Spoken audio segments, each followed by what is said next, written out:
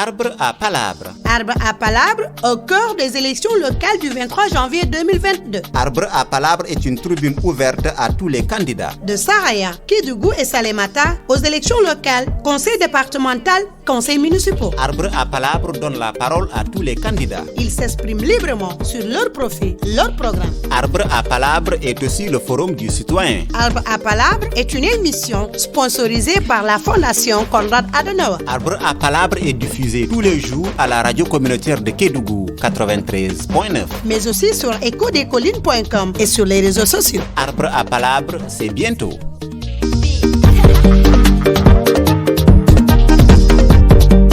Élection, c'est dans les urnes.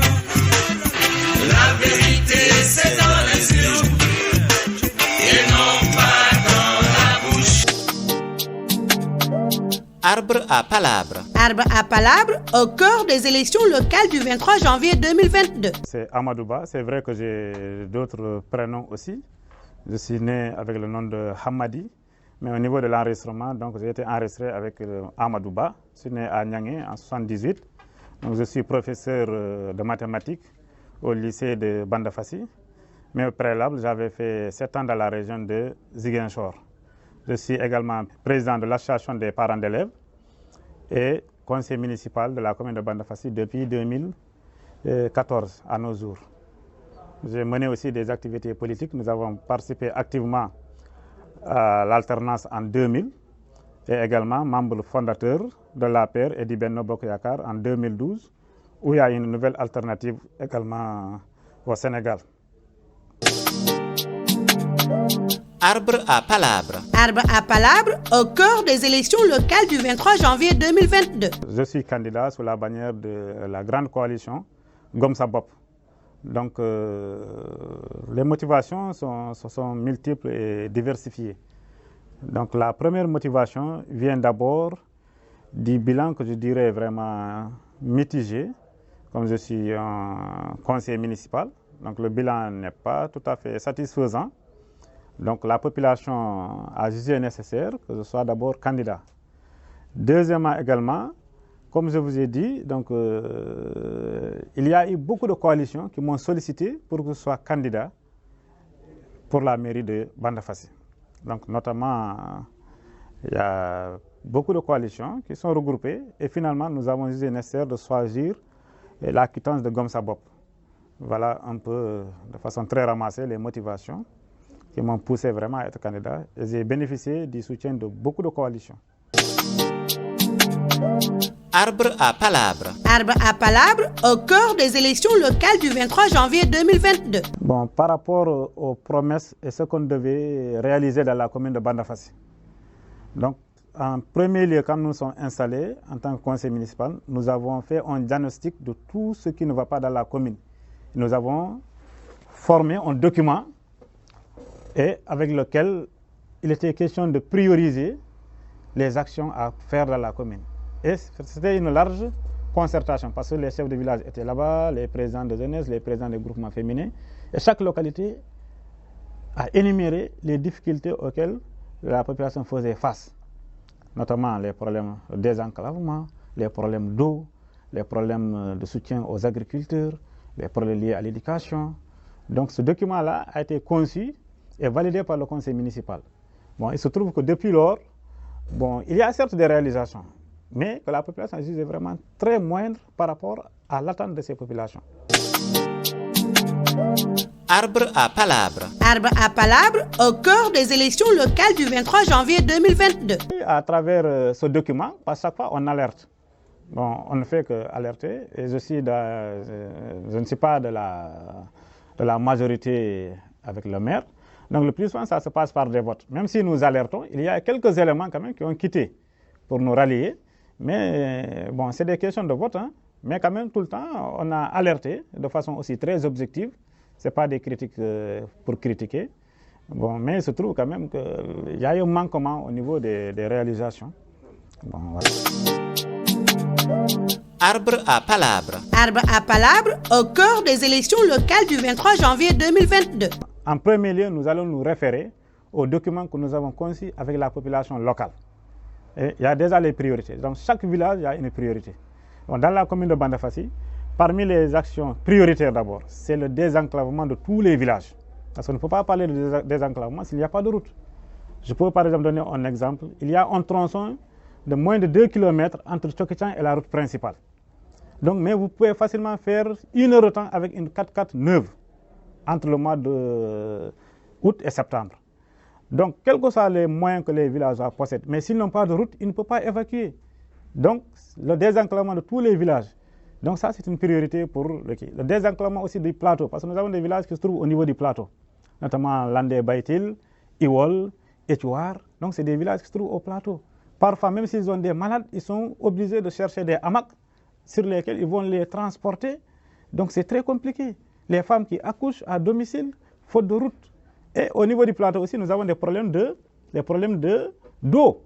Parce que c'est très difficile que les populations, vous voyez au XXe siècle où nous sommes, des femmes qui portent des bassines d'eau pour escalader des montagnes avec une bassine de 40 litres d'eau. Bon, je pense que c'est inadmissible au XXe siècle. Nous pouvons vraiment régler définitivement le problème d'abord des enclavements et avoir suffisamment d'eau dans nos communes. Si nous allons au niveau de l'agriculture, aujourd'hui la commune de Bandafassi, je peux dire que peut-être plus de 90% sont des agriculteurs. Donc il va falloir qu'on puisse avoir d'abord des matériels agricoles, notamment des tracteurs et tout ce qui va avec, et pourquoi pas des moissonneuses et des batteuses à l'échelle de notre production, et ensuite avoir des intrants à la limite subventionnés pour faciliter l'accès à la recherche. On ne peut pas développer des localités quand les gens peinent à trouver de quoi manger. Donc si aujourd'hui nous appuyons les agriculteurs, ils parviennent vraiment à être autosuffisants jusqu'à exporter. Donc ce sera un revenu supplémentaire.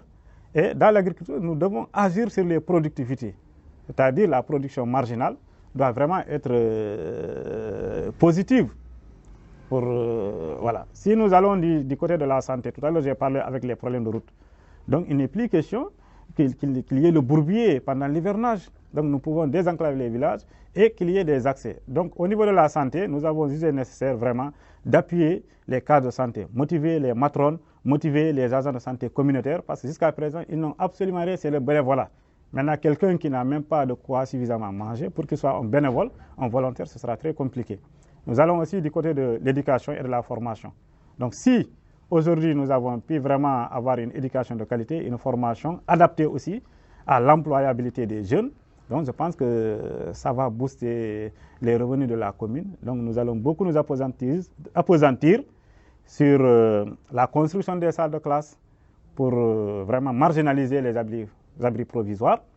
Nous allons également participer à la formation de nos jeunes et qui sera adaptée vraiment aux besoins de la région de Kédougou. Là, le lycée, déjà, le lycée technique qui est là, il y a beaucoup de métiers où les jeunes peuvent être formés là-bas. Donc je crois que si nous allons aussi du côté du tourisme, l'artisanat et la culture de façon générale, donc nous avons à Bandafassi des sites touristiques. Vous notez notamment à Etouar, il y a le pays Bassari, il y a les villages communautaires. Nous avons donc intérêt à développer tous ces sites-là et pour qu'il y ait beaucoup plus de touristes qui visitent notre commune.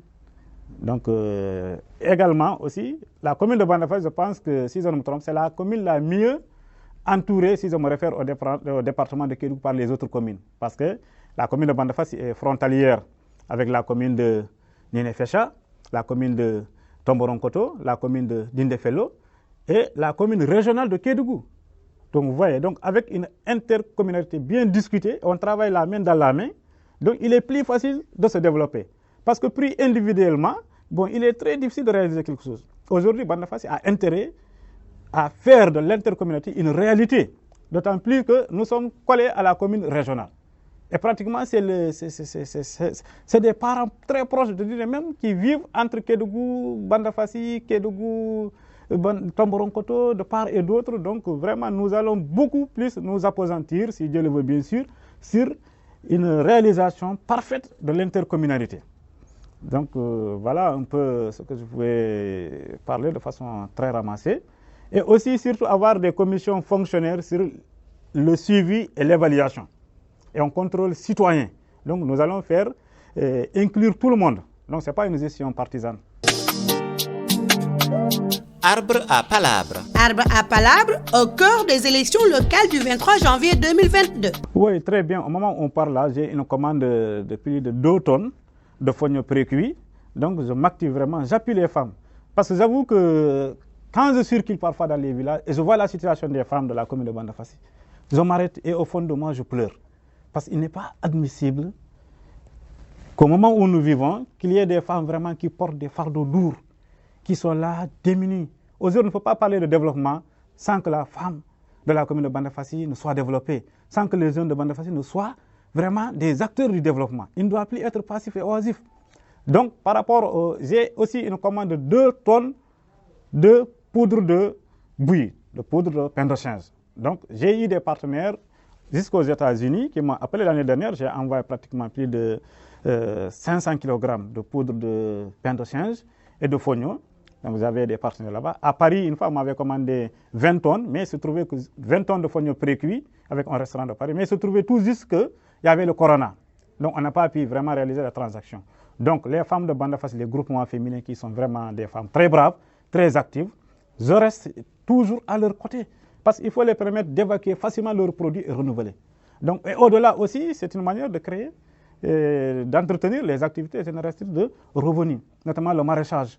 Aujourd'hui, avec suffisamment d'eau, on ne doit plus se contenter de l'eau de pluie pour se développer. Parce qu'il y a les aléas, il y a les changements climatiques qui sont là et qui menacent.